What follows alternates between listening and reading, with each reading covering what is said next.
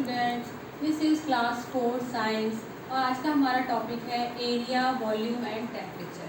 ठीक है, हम इसके टॉपिक में आज अलग अलग इसके बारे में अलग अलग डिस्क्राइब करेंगे। सबसे पहले हम शुरू करते हैं मेज़रमेंट। मेज़रमेंट क्या होता है? नाप, जिसको हम बोलते हैं नापना। किसी भी चीज़ को हम कैसे नापते हैं? तो अगर हम इसको एंशिएंट टाइम से देखें तो पुराने समय में क्या होता था कि मेज़रमेंट की कोई सही यूनिट नहीं होती थी। कोई अपने हाथ के पंजे के थ्रू नापता था, कोई फुट स्पन यानी कि पैर के पंजे के थ्रू नापता था, कोई कदम, इतने कदम, 2 कदम, 4 कदम, इस तरह से चल के नापता था। किसी भी चीज़ को, किसी कपड़े को या किसी और चीज़ को नापना होता तो आधा हाथ, पूरा हाथ, इस तरह से मतलब मेज़रमेंट किया जाता था। लेकिन एक्चुअली ये एक्यूरेट नहीं हुआ था, इसमें एक्यूरेसी नहीं थी। क्यों? क्योंकि एक बच्चे का हाथ, अगर मैंने कोई चीज़ बच्चे के हाथ से आपको दे दी और मैं उसे वापस ले रही हूँ अपने हाथ से, तो कम या ज़्यादा बहुत डिफरेंस आ जाता था मेज़रमेंट में। तो एक ऐसी यूनिट बनाई गई, एक ऐसी स्टैंडर्ड यूनिट बनाई गई कि हम कभी भी किसी भी चीज़ को मेज़र करें वो एक्यूरेट हो, एक्यूरेसी हो उसमें। तो इसके लिए अलग अलग हमको यूनिट बताई कि हम किस यूनिट में कैसे मेज़र करेंगे। तो उनको हमने डिवाइड किया अलग अलग, जैसे एरिया, वॉल्यूम एंड टेम्परेचर। अब एरिया हम किसका नापते हैं? एरिया होता क्या है? एरिया हम कह सकते हैं जैसे कोई भी हम ऑब्जेक्ट को रखें, किसी भी ऑब्जेक्ट को हम लें, वो जितना स्पेस लेती है वो उसका एरिया कहलाता है। जैसे सपोज आप अपनी बुक को कहीं रख दीजिए, या ऐसे समझ लेते हैं ये हमारा क्या है, रेक्टेंगल। ठीक है, आपकी बुक कुछ इस शेप की हो सकती है, रेक्टेंगल शेप की है। अब इसने ये जितना एरिया घेरा, ये हमारा क्या हो गया, सॉरी, जिसने जितना ये स्पेस घेरा ये हमारा हो गया एरिया। ठीक है, तो हम जब किसी ऑब्जेक्ट को कहीं रखते हैं और वो इतना सरफेस कवर करती है वो उसका एरिया कहलाता है। ठीक है, अब हम कोई भी सरफेस रखें, कुछ भी रखें, तो वो उसमें एक्यूरेसी होती है। ठीक है, अब इसके लिए भी यूनिट होती है। अब हम एरिया को नापेंगे तो किस यूनिट में नापेंगे? तो इसकी यूनिट होती है स्क्वायर। हम कब कुछ भी नापेंगे, स्क्वायर मीटर, स्क्वायर सेंटीमीटर। अब जब हम कोई भी लेंथ नापते हैं उसकी हमारी अलग अलग मेजर करने की यूनिट होती है, मीटर, किलोमीटर, सेंटीमीटर। अब स्टैंडर्ड जो यूनिट होती है वो होती है लेंथ की, मीटर।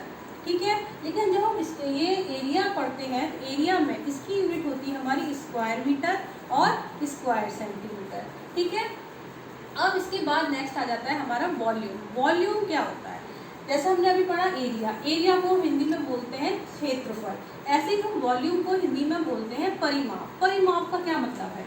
ठीक है, अब मान लीजिए ये मैंने स्क्वायर बनाया, ठीक है, ये परि मीन्स क्या होता है, चारों तरफ का एरिया, मतलब चारों तरफ का स्पेस जो उसने घेरा, पूरा परि मीन्स पूरा बाहर का जो स्पेस है आप में, तो उसका जो मेजर करा हमने वो हमारा कहलाता है वॉल्यूम।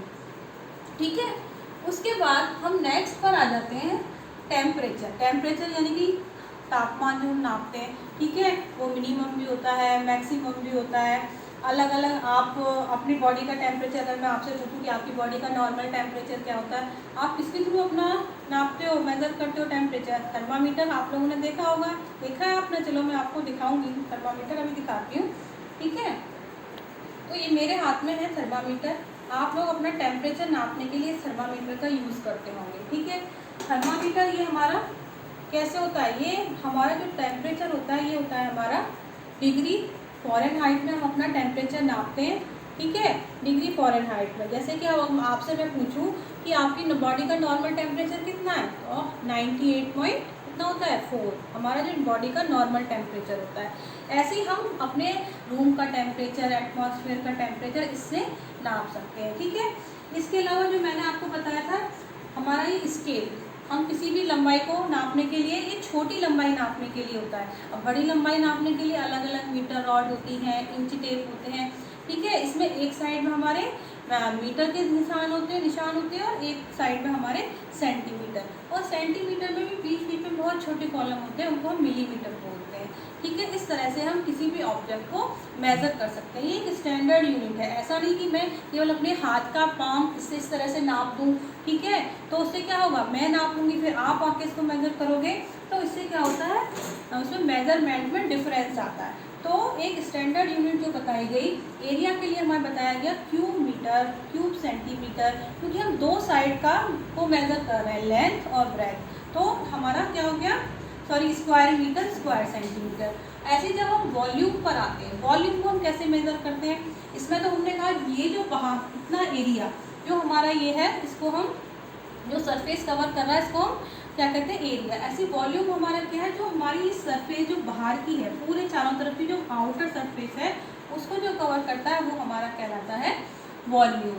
ठीक है, और वॉल्यूम को हम कैसे मेज़र करते हैं, वॉल्यूम को हम मेज़र करते हैं क्यूब में। ठीक है, क्योंकि हम इसकी लेंथ, ब्रेथ और हाइट तीनों मेज़र करते हैं। क्या क्या मेज़र करते हैं हम इसकी, लेंथ इंटू ब्रेथ और इंटू हाइट। ठीक है, हम 3 डायमेंशन इसकी हम क्या करते हैं, मेज़र करते हैं, इसलिए इसको हम क्यूब में, क्यूब इसको हम इस तरह से भी लिख सकते हैं, जैसे कि मान लीजिए कि ये जो हमारा ये जो मान लीजिए मेरा रेक्टेंगल है, ठीक है, इसकी 1 लेंथ हो गई, 1 ब्रेथ हो गई और 1 इसकी ये जो इसके बीच की मैंने हाइट ले ली, तो 1 इंटू 1 अगर मैं करूँ तो मैं इसको 1 क्यूब इस तरह से ऊपर लिखूंगी। ये हम लोग को मेज़र करने की ये यूनिट है। ठीक है, अभी हम लोग 4th क्लास में, इसलिए थोड़ा थोड़ा मेज़र करने की सीखेंगे हम कि हमें कैसे मेज़र करना चाहिए। तो हम पुराने समय से अगर कंपेयर करें और इस समय से कंपेयर करते हैं आज के, तो बहुत कुछ एडवांस टेक्नोलॉजी आज आ चुकी है जो कि हमको मेज़रमेंट में हेल्प करती है।